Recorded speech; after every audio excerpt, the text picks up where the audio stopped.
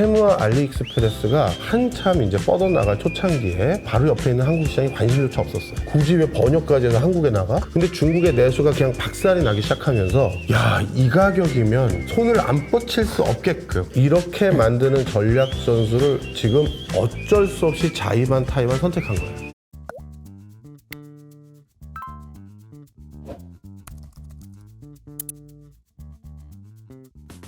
요즘에 근데 사실 뭐 미국 중국 이야기도 흥미롭긴 하지만 저도 그 교수님 하는 라디오 나가서 맨날 하는 얘기가 네. AI 얘기를 맞아요. 매주 하잖아요. 근데 네. AI 얘기를 안 할 수가 없어요. 요즘에 그 어제는 심지어 젠슨 황이 삼성전자 이름을 한번 불러주는 거예요. 요즘에 그 얘기가 나오더라고. 내 이름도 좀 불러줘. 나도 좀 주가 좀 오르자. 뭐 이런 얘기가 나올 정도로. 5% 급등했더라고요. 젠슨 황의 역할이 그 정도라는 거는 그만큼 AI가 이제 시작이다. 이런 네. 이야기도 많은 것 같고요. 교수님 보시기는 어떠세요? 예, 맞습니다. 저도 그렇게 보고요. 제가 우리 이호석 아카데미에서 지난번 출연했을 때도 제가 이제 과학혁명 같은 게 조만간 도래하고 네. 있다라고 말씀을 네, 드렸던 혁명. 걸로 알고 있고, 그때도 이제 AI가 가장 큰 테마다라고 말씀을 드렸는데, 지금 전 세계가 2, 3년 안에 모든 사람까지는 아니더라도 그래서 현업에서 좀 적극적으로 컴퓨터를 가지고 일하는 사람들 중에서는 옆에 AI를 끼고 일하는 상황이 곧 도래할 것 같아요. 특히 이제 그래픽 작업하거나 영상 작업하거나 저희 같이 리서치하는 사람들은 AI를 옆에 끼고 일을 하는 상황이 바로 도래할 것 같아요. 좀 설명을 드리면 얼마 전에 저도 제 지인이 다음번 MS 오피스 그 뭐랄까요 예정판 그거 네. 먼저 테스트베드로 써보는 거 그걸 한번 보여주셨는데 뭐 AI 같은 버튼이 있어요. 코파일럿. 네. 그래서 그걸 딱 누르면 그러면 그 AI가 대화체 형태로 지시를 기다려요. 그래서 뭘 원하십니까? 일종의 이런 거면 이 워드 파일을 그냥 내가 발표할 수 있게 PPT로 만들어줘 하면 바로 PPT로 지가 알아서 만들어줘요. 그런데 퀄리티가 상당해요. 네. 이거는 제가 어떻게 보면 대학원 박사과정에 있는 학생이라든가 아니면 외주사에 돈을 주고 초벌로 좀 해오면 약간만 고쳐서 써야겠다라는 그 수준까지 딱 만들어 오는 거예요. 이렇게 보편적으로 많은 곳에서 직접적으로 엔드 유저들이 쓰기 시작한다는 건 AI 반도체 부분의 뒷받침이 그만큼 벌크로 있을 수밖에 없는 세상이 곧 도래한다는 얘기가 되는 거죠. 그렇다면 그걸 지금 제공할 수 있는 전 세계 유일한 기업이 엔비디아라고 칭송받고 있으니 그래서 전 세계에서 모든 어떻게 보면 투자자들이나 반도체 관계자들이 젠슨 황 입을 쳐다보는 거예요. 그런데 젠슨 황 입에서 삼성전자 발언이 나왔으니 바로 5% 급등이 할 정도로 그게 삼성전자의 방점을 찍고 삼성전자가 중요하구나 생각하시면 안 되고요. 젠슨 황의 입을 이렇게 주목하는구나. 엔비디아가 아직까지 이렇게 시장의 독보적인 상황이구나. 그 얘기는 그만큼 AI가 이제 대세판으로 나오기 시작하는구나를 이렇게 이해하셔야지 삼성전자는 이렇게 생각하시면 안 된다는 거고 네. 그렇다면 삼성전자는 어떻게 이해해야 되느냐 협력사까지 언급한 건 본인도 아는 거예요. 이렇게 물 들어왔었을 때 TSMC나 예명 가지고 내가 수월하게 공급 다 받을 수 없겠다. 그만큼 업황이 급전직하로 늘어날 가능성이 있다라고 젠슨 황도 생각하면서 그런 과정에서 삼성전자 것도 제가 봤는데 얘도 잘 만들어서 공급해줄 앤 것 같아요 라고 얘기할 만큼 AI가 대세다 이렇게 보시고 삼성전자도 그 과정에서 생각해 보세요. 갑자기 시장 규모가 2~3배, 4배, 5배 커지면요. 기존 거래처가 빨리 대응해서 저희가 그거 다 수주하겠습니다. 이렇게 할 수도 있지만 그게 안 될 때가 있거든요. 그러면 다른 데도 드디어 어부질이라는 표현은 너무 격화된 것 같고 하여튼 나름의 기회를 얻을 수가 있습니다. 저는 그래서 우리나라 기업들에게도 또 한 번 물 들어온다 이렇게 말씀드리고 싶어요. 야, 그러니까 이제 젠슨 황이 이야기한 게 그런 의미가 있다라는 네. 말씀을 해주셨는데 그게 우리가 학교 다닐 때 보면은 그 얘기 많이 하잖아요. 이게 협상력이라고 하죠. 네. 그러니까 바게닝 파워. 네. 그러니까 공급자와 수요자 놓고 봤을 때 내가 공급 받아야 되는 애들도 많았으면 좋겠고 얘도 많았으면 좋겠고 이런 건데 지금은 엔비디아 입장에서는 TSMC랑 하이닉스밖에 없으니까 딴 애들도 좀 해라 이런 이야기들이 할 수 있는 거고 그런 측면에서 삼성전자한테 마치 공부를 옛날에 잘했던 애인데 왜 이렇게 못하니? 넌 잘할 수 있는 애야 라고 얘기한 것 같은 그런 느낌의 이제 발언이 아니었나 이런 생각도 생각도 좀 들고 그렇네요. 중요한 말씀 해주셨어요. 사실 구매자 입장에서는 경쟁을 붙여야 자기가 더 그쵸. 저렴하게 조달받거나 아니면 더 빨리 조달받거나 그런 혜택을 누리게 되잖아요. 그런 과정에서도 삼성전자까지 이 판에 끼어들게끔 만드는 것이 TSMC와 하이닉스, 이들도 어떻게 보면 두 회사이다 보니까 슈퍼을 같은 역할을 할 수도 있어요. 맞아요. 그런 과정에서 교섭력을 높이기도 하는 거죠. 자, 그런데 네. 저는 이 과정에서 한 가지 또 주목해야 될 부분이 있다고 네. 생각합니다. 엔비디아만 또 계속 이 노릇을 하도록 지켜보지 않겠죠. 아. 예. 그래서 젠슨 황이 결국 또 노리는 수가 또 뭐가 있냐면요. 이런 거예요. 얼마 전에 우리 그 메타의 CEO가 이재용 부회장하고 미팅했지 않습니까? 네, 네. 그 다음에 이재용 부회장이 미국 출장만 가면 뭐 MS를 비롯해서 굵직굵직한 사람들 다 만나고 오잖아요. 그리고 또 한 가지 우리 LG전자 같은 경우 AI와 관련해서 완전 방점 찍고 도저히 AI 인력도 없어서 AI 대학원을 자체적으로 만들기로 결정했어요. AI 전문 인력을 우리가 어디서 수급받기 어려우니 직접 대학원을 설립해서 LG에서. 예, 석박사를 직접 우리가 정식 교육과정으로 인정받고 길러내겠다는 거예요. 와. 그만큼 이제 여긴 인력 부족, 공급 부족이 되는 거죠. 자, 공급 부족 상황이 모두가 예견되고 있는 상황인데 젠슨황 입장에서는 어떻게 될까요? 이재용이 메타랑 만나서 그럼 메타가 자기네 엔비디아처럼 뭔가 자체적으로 필요한 칩을 만든다든지? 설계하고 삼성이 그걸 만든다. 오. 그러면 경쟁자가 치고 올라오는 거잖아요. 맞아요. 그러면 그걸 못하게 하려면 삼성전자를 바쁘게 해줘야겠죠. 네. 그래서 야 삼성, 그렇죠. 뭐 그동안 잘 지냈어? 뭐 좀 메타 만났던 얘기 안 하고 내가 사실 주문할 게 열나 많았어. 잠깐 보자. 그렇게 하면 삼성 입장에서도 우리가 뒤처지고 하이닉스보다 이제 이 분야에서 뒤처질까 걱정해서 메타도 만나고 뭐 하려고 했는데 젠슨 황이 그냥 벌크로 발주를 했다. 그러면 저 메타야 미안해. 내가 지금 바빠서 내 조만간 연락할게. 이렇게 되는 것도 노림수가 있는 거예요. 비즈니스는요. 아무리 반도체든 아무리 조선이든 바이오든 맥락은 똑같아요. 수요 공급에서 누군가에게 발주가 몰리게 되면 그 사람이 업의 주도권을 갖게 되고 다른 사람은 발주를 하고 싶어도 저쪽에서 벌크로 3년치 4년치 물량을 이미 다 발주를 해줬는데 여기까지 만들기 위해서 다시 공장 짓고 라인 깔고 그럴 할 역량이 쉽지가 않아요. 이게 협상력이라는 측면에서도 그렇고 일단은 AI 아까 말씀하신 대로 코파일럿이라고 하는 이런 제품들에 대한 고객들의 수요가 탄탄하게 굉장히 그 가시성이 높으니까 당겨갈 거라는 생각이 드니까 여기서 이제 어떻게 만들까? 너랑 나랑 만들래? 너랑 나랑 만들래? 그렇게 파트너십도 만들고 공급망도 짜지고 뭐 이런 구조가 아닌가 싶습니다. 네. AI가 어떻게 될지는 진짜 계속해서 지켜봐야 될 것 같다라는 생각이 들고요. 중국 이야기를 하다가 이 이야기가 나왔거든요. B2C는 이제 중국이 포기한다라는 이야기가 나왔고 사실 그 얘기를 들으면서 제가 이제 궁금했던 거는 테무였어요. 이게 저도 이제 무역을 보면은 이제 옛날에 보면 밀수 막 이런 영화도 있잖아요. 예. 여기 세금 안 내려고 네, 맞아요. 바닷가에 빠뜨려 놓고 막 이런 것도 있었는데 약간 테무를 보면서 그런 생각이 좀 나온다는 거죠. 그러니까 여기서 만든 물건이 저기 정식으로 가가지고 팔리진 않는데 그냥 테무를 통해서 엄청나게 가는 이게 이제 경제적으로 보면은 중국에서 만든 디플레이션을 전 세계에 수출하는 것 같은 느낌도 들고요. 이런 현상들은 좀 어떻게 봐야 될까요? 네, 굉장히 중요한 지적을 해주셨습니다. 사실 B2C라는 게 지금 중국에서 주력 산업군으로 육성하기에는 이제 부담감이 있어서 본인들이 뒤로 빼놓긴 했지만 이걸 실질적으로 많이 다 접어버리면 중국 입장에서도 여러 가지 고심들이 많아질 수밖에 없어요. 그렇다면 앞서 말씀드렸던 것처럼 중국 제품에 대한 반중 감정이 높아지고 있는 상황에서 그래도 우리 제품을 쓰게 만들 수 있는 마지막 하나의 방법론이 뭘까 했었을 때 야, 이 가격이면 정말 이건 손을 안 뻗칠 수 없게끔 그러니까 네, 이렇게 만드는 전략 전술을 지금 어쩔 수 없이 자이반 타이반 선택한 거예요. 원래 테무와 알리익스프레스가 한참 이제 뻗어나갈 초창기에는 한국 시장, 바로 옆에 있는 한국 시장에 관심조차 없었어요. 왜냐하면 지금 중국 내 한성이 한국보다 인구도 더 많고 규모도 더 큰데 굳이 왜 번역까지 해서 한국에 나가? 그렇죠. 여기 점령하기 둘이 바쁜데 그러기 바빴어요. 근데 중국의 내수가 그냥 박살이 나기 시작하면서 테무도 알리익스프레스도 매출 신장 올리고 신규 매출 달성하려니까 내부에서 쉽지가 않은 거예요. 거기다가 중국에서 하나 더 생각하는 기조 중에 하나가 그렇다면 우리나라 제품을 외국에 전혀 못 파는 건가? 어떻게 하면 팔 수 있을까 하다가 이렇게 하자.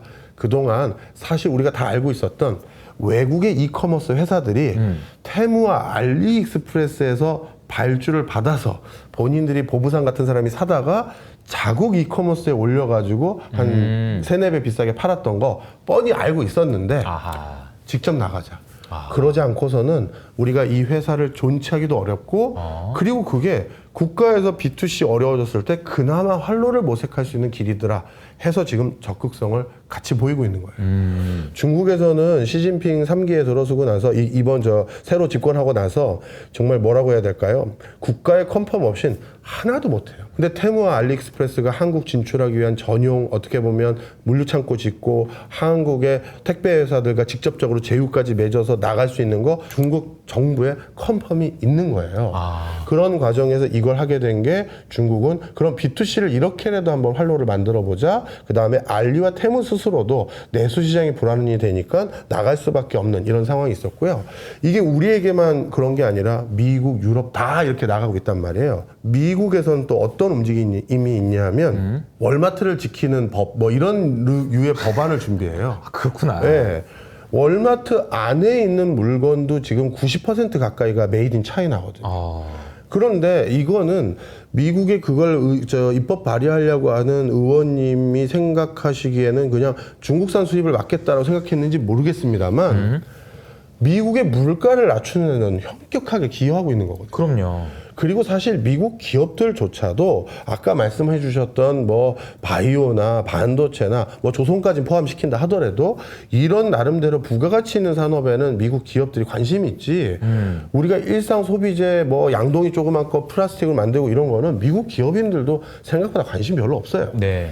그런데 그거를 예를 들어서 월마트 뭐 무슨 보호법 이런 비슷한 걸 만들어서 테무나 알리익스프레스 제품이나 중국산 저가 제품이 못 들어오게 막으면 미국 입장에서는 물가나 오히려 잡지 못할 상황이 되지 그것 때문에 미국 경제가 활성화된다고 전 그렇게 보진 않아요.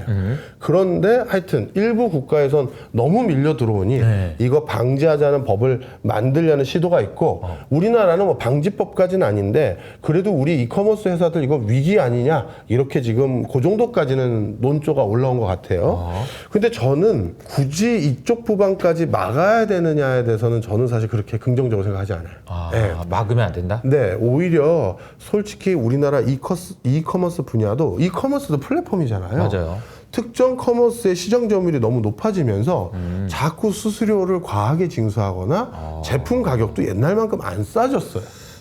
그런 과정에서 알리, 테무 이런 게 들어오니까 예전보다 이제 좀 싸져지기 시작하더라고요. 매기 효과가 좀 있는 거죠. 네.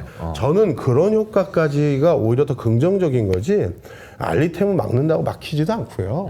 네. 그래서 저는 그냥 오히려 우리가 알리에게 뭐 주문했었을 때 소비자 보호나 좀 국가 차원에서 제대로 해줬으면 좋겠다.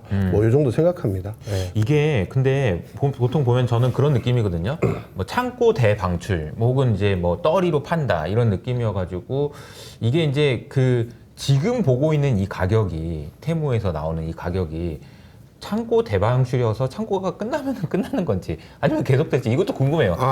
중요한 얘기 또 해주셨어요. 네. 내가 말씀 못 드리고 갈 뻔했는데 역시 우리 이효석 대표님은 질문이 남다르셔. 자, 테무와 알리익스프레스의 가격을 중국 정부에서는 더 싸게 만들어줄 환경을 구축하려고 노력하고 있어요. 지금보다 더 싸게 해주려고. 지금보다 더? 네. 그게 그래야지만 전 세계 다른 시장들을 초토화도 시키고 B2C가 도저히 안 나갈 수 없는 상황까지 만들어주려는 건데 어떻게 하려고 하는 거냐.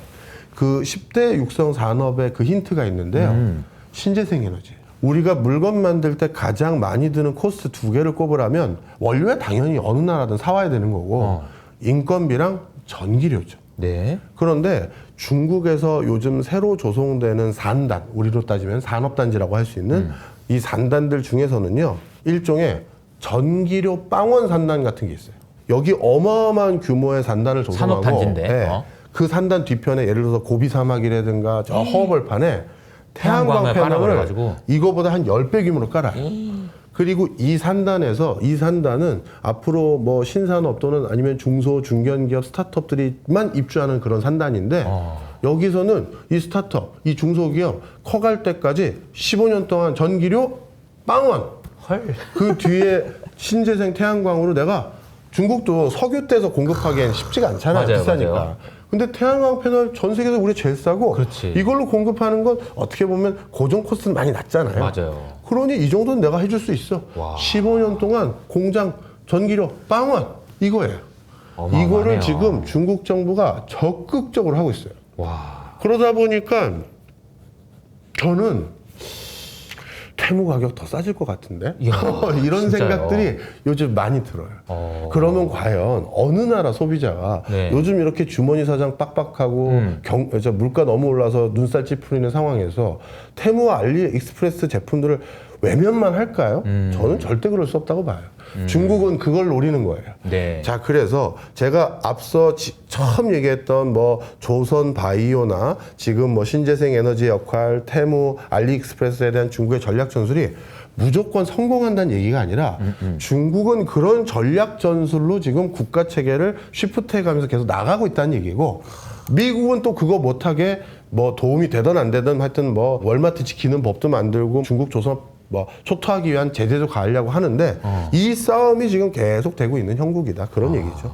아니 아까 처음에 들었을 때는 미국이 일방적으로 막 조선도 때리고 바이오도 때려가지고 중국이 아무것도 못하는 것처럼 느껴졌는데 네. 제가 들으면서 약간 소름이 돋았던 게 중국이 가고 있는 방향이 지금은 내가 이렇게 막고 있지만 나중에 한 방 때릴 수 있는 건 신재생이다라는 생각을 하고 있는 것 같고, 이게 왜 그러냐면은 요즘에 AI 때문에요 관심들이 여러 가지로 이동되고 있는데 그 중에 하나가 전기예요. 맞습니다. 근데 at the end 결과적으로는 전기의 가격이 엄청 많이 오를 거라는 생각을 하고 있는 거고, 전기를 누가 더 싸게 많이 만들 수 있느냐가 핵심이 될 거라는 생각을 많이 하고 있는 와중에 중국은 전기료 빵원 이런 산단까지 있다는 얘기니까 기가 막힌데요. 네. 정말. 이게 또 중요한 얘기를 해주셔서 말씀을 좀 드리면요.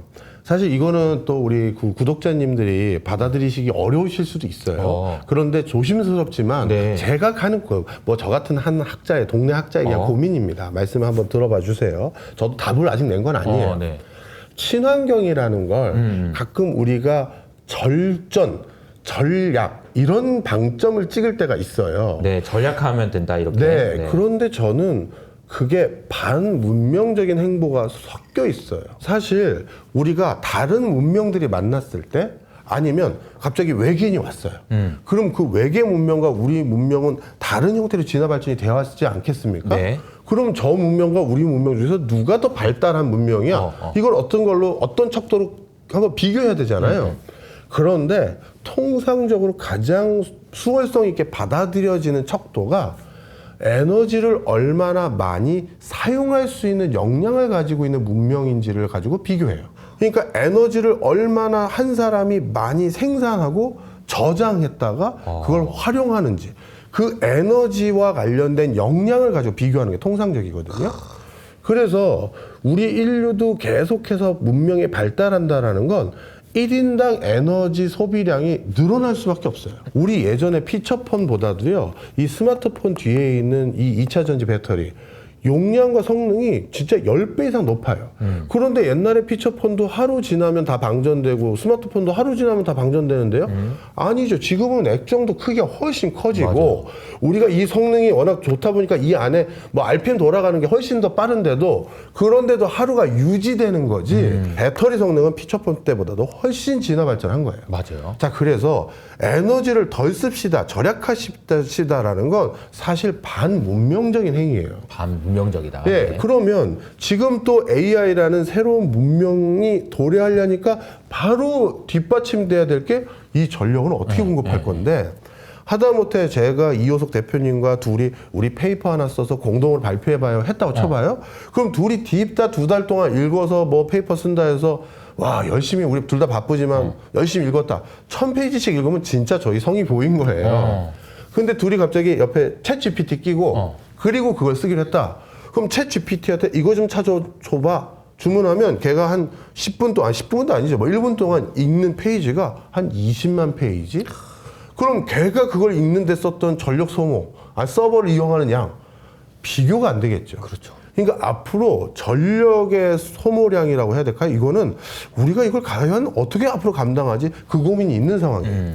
그런데 그 고민이 있는 상황에서 유럽 같은 경우는 가장 친환경적인 기조를 가장 빠르게 하겠다고 해서 원자력도 못 쓰게 하려는 나라들이 유럽의 절반 정도 있고 다시 양보해서 원자력까지는 쓰지 않고선 도저히 감당 안 되겠다 이렇게 돌아간 나라 절반이 있고 미국 같은 경우도 친환경 이거 속도 조절 좀 해야겠는데 원자력이나 기존에 좀 수월성 있는 것들 이거 섞어 써야지 이거 뭐 도저히 감내 안 되겠어 이게 자꾸 바뀌어가고 있는 분위기가 있단 말이에요. 그런 과정에서 중국은 권위적인 국가잖아요. 네. 그러다 보니까 다른 국가가 기존의 화석연료, 원자력 이해관계자인 여러 기업들, 관계자들과 타협도 해가면서 속도 조절한 것을 중국은 그렇게 하지 않아요. 시진핑이 거기 지자체는 몇 년도까지 다 태양광. 그럼 이렇게 끝나는 거예요. 그래서 이호석 이사님이 말씀하신 것처럼 진짜 탄소 중립도 아직 중국은 탄소 피크가 안 왔습니다. 2030년이 피크고요. 그리고 탄소 중립을 달성하는 기간을 가장 짧게 잡았어요. 30년 만에 달성하겠대요. 미국이 43년, 유럽은 70년 거치로 지금 계획하고 있는데 중국이 제일 짧아요. 그건 권위적인 국가나 가능하고 또 본인들이 B2B 산업으로 신재생 에너지를 육성하려면 내부에서 먼저 1차적인 소비처가 돼줘야 되잖아요. 그렇죠, 그렇죠. 빨리 사줘, 지자체마다. 그렇게 해주면서 공장 캐파를 어마어마하게 늘려놔야 그래야 가격을 싸게 만들 수가 있고 외국 시장을 다 고사시키는 거죠. 하여튼 그런 게 맥락이 있는 거예요. 이게 또 에너지라는 측면에서 보면 우리 옛날에 그 물리 시간에 배웠던 위치 에너지, 운동 에너지 뭐 이런 것들을 네. 다 다른 형태로 저장해 놓고 이걸 사용하고 이게 이제 문명의 어떤 척도를 잴 수 있는 발전한 척도를 잴 수 있다는 얘기도 되게 신선하고 앞으로 전기 에너지에 대한 관심이 엄청 높아질 것 같다는 생각도 듭니다. 예, 요거 하나 네. 말씀만 드리고 갈게요. 제가 혹시나 이 얘기만 하면 또 박 교수는 반환경론자였다 이렇게 얘기하고 그래요. 제가 그러면 안 되죠. 또 그러면 안 돼요. 완전 네. 이기에 또 문매를 맞으면 안 되니까요. 네. 친환경을 안 하는 게 아니라요. 친환경을 하는 방식이 절전 절약이 아니고요. 지금은 어떤 논조가 더 적합하냐 하면 순환 경제예요. 아하. 다시 쓰는 거죠. 아하. 그러니까 절약이 아니라 많이 소비하세요. 네네. 많이 생산하시고 그런데 그렇게 한 걸 다시 쓰면 된다는 거지. 많이 소비하고 많이 생산하는 걸 줄여버리면 이제 이거는 반문명적이고 경제 발달이나 경제 안정에도 약간 퀘스천 마크는 있어요. 우리가 이제 태무 이야기가 우리가 뭐 어떻게 이렇게 싸냐 이런 이야기를 하는데 저는 이제 매크로의 관점에서 이걸 네. 보면요. 우리가 그동안 인플레이션 얘기할 때 항상 나왔던 얘기가 디글로벌라이제이션, 네. 로컬라이제이션. 그래서 이게 중국에서 만든 물건이 안 사주니까 이거 안 된다라는 이야기였는데 이 논리면요. 지금 디플레이션이 전 세계로 확산되면서 인플레 걱정이 좀 수그러드는 거 아닐까요? 인플레는 사실 시간상의 문제지 많은 국가의 중앙은행들 그리고 여러 가지 정책 기조상에서 잡혀가긴 할 거예요. 그렇지만 저는 아주 옛날과 같은 디플레 상황, 디플레 준하는 저물가 상황이 다시 도래할 수 있을까 저도 의구심이 있었어요. 왜냐하면 전 세계 주요 국가들이 어마어마한 물가 안정을 지난 20년 가까이 누릴 수 있었던 힘의 원천 중에 하나가 사실 중국 공장 덕분이에요. 맞아요. 거기서 값싸게 생산해줬기 때문에 전 세계 물가가 안정되는 그 기회 요인이 됐었거든요. 우리나라도요, 우리나라 분식집 가서 그 아주머니 김밥 하나 주세요 했었을 때 아직도 3, 4천 원 내외에서 먹을 수 있었던 가장 큰 이유 중에 하나가 그 김밥 안에 식자재 중에 일부가 중국산이고 그 김밥 분식점 안에서 서빙 보시는 아주머니 중에 일부가 중국에서 오신 분이 있기 때문에 그 가격을 유지할 수 있었던 거예요. 자, 그런 맥락에서 분명 그랬었는데 뭐 디커플링, 디리스킹이라고 해서 중국하고 배제하겠다라고 하니 야, 이거 앞으로 저물가 같은 예전 같은 상황은 안 도래하겠는데 생각을 했었는데 역시 급한 게 중국이죠. 그럼 중국 이제 물건 못 팔고 우리 근로자들 해외 못 나가는 거야 걱정했던 중국이 방법을 찾아낸 거예요. 가만히 봤더니 중국도 고민되고 우리나라도 고민되는 게 해외 직구예요. 이게 아무리 공적인 루트로 막으려고 해도 해외 직구로 들어오는 거는 관리 감독이 쉽지가 않거든요. 그렇다면 중국에서 해외 직구, 즉 중국산 직구를 할 수 있는 직구 사이트를 만들어 준 거예요. 테무 알리익스프레스. 여기서 사시면 돼요. 괜히 블로그 어디 들어가서 이상한 블로그 아줌마한테 중국 물건, 네, 중국 물건 이거 한 2개만 사다 주세요 해서 사기당하지 마시고 이게 중국산 직구 제품 쇼핑몰이에요. 이걸 해준 거예요. 그렇게 해서 중국 내부에서는 본인들 제품을 판매할 수 있는 루트를 구축해 준 거고 그러면 반대로 테무와 알리가 상당히 알리바바에 준하는 수준까지 성장을 한다면 전 세계 사람들이 다시 저물가를 구축할 수 있는 루트가 조금 생긴 거죠. 그러니까 이제 그동안 했던 논리가 좀 뚫리는 느낌이에요. 네. 그래서 이거는 지켜봐야죠. 근데 아까도 말씀드렸듯이 미국 하원의원들이 저가 안 되겠어. 막아야겠다. 또 하면서 또 싸우니. 그러니까 월마트도 지켜라. 네. 그러니까. 그러니까 이게 뭐 이건 지금 뭐 미래가 정해진 게 아니라 이 싸움이 어떻게 계속 되니까. 흘러가는지를 계속 쳐다봐야죠.